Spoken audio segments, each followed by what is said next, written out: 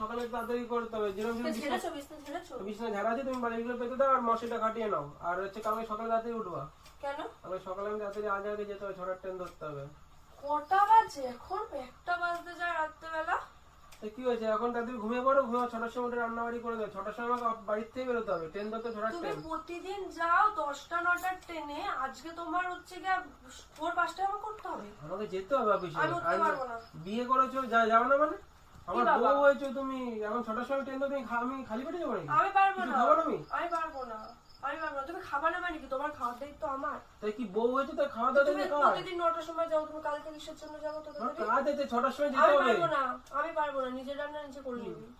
আমি পারবো না। তাই আমি না খেয়ে যাবো? হ্যাঁ, না খেয়ে যাবি, বাইরে গিয়ে খাবি। তো আমি যখন দেখতে টাকা দিয়ে দেবো, তাহলে বাইরে খেয়ে নেবো আমি। আমি কি ইনকাম করি?